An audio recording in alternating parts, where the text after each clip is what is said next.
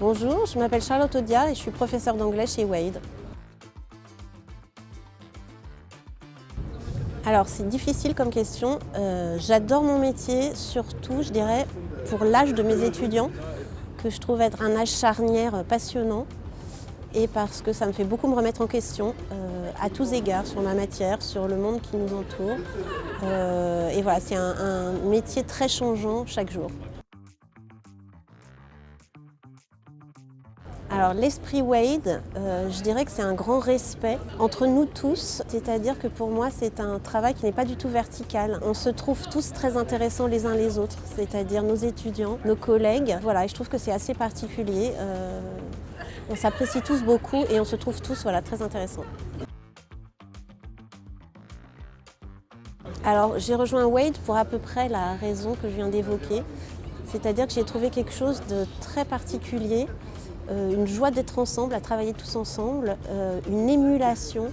Je viens toujours travailler avec un très très grand plaisir, peut-être plus qu'ailleurs encore. Voilà, dans l'idée que je vais découvrir quelque chose, partager un moment de joie, de plaisir et d'intensité. Alors, je ne sais pas si cette question concerne le fait de le pratiquer ou d'en être spectateur, ce qui n'est pas tout à fait pareil. J'ai fait beaucoup de musique, j'aime beaucoup la musique. Je vais beaucoup au cinéma, je vais beaucoup au théâtre. En fait, j'aime un peu tous les arts. Dans ma vie, ça a une place très très importante. Alors moi, ma matière, c'est surtout d'être linguiste. Et quand on est linguiste, en fait, on a la chance de pouvoir jouer plusieurs rôles et de s'infiltrer dans des endroits où on ne pourrait pas vraiment s'infiltrer. Et c'est une vie complètement multifocale et d'une richesse sans doute supérieure à beaucoup d'autres matières. Alors, un bon étudiant, pour moi déjà tous les étudiants peuvent potentiellement être bons. Il faut juste qu'ils sachent où ils sont bons. En fait, un bon étudiant, c'est quelqu'un qui se connaît bien, qui s'autorise à se connaître bien et qui est très curieux des autres, du monde qui l'entoure et de lui-même. C'est-à-dire qu'il y a un étudiant qui n'a pas trop d'œillères, que ce soit en termes de travail, d'idées, de futur, de choses qu'il a à faire. Alors, pour moi, la réponse est assez simple, c'est que ça n'existe quasiment pas.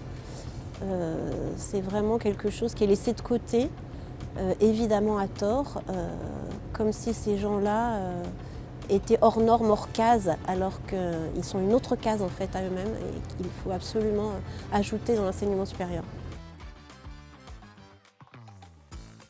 La question c'est de savoir si on l'a appliqué un peu quand on avait 18 ans ou pas. Je dirais surtout de se faire son propre avis sur les choses.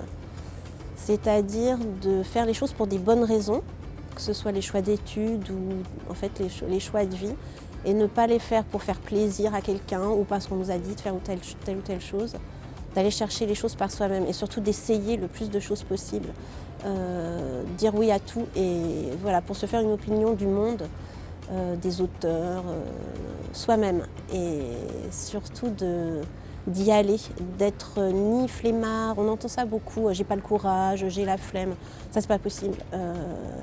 Non, faut y aller, tout essayer pour n'avoir aucun regret et être sûr de son niveau.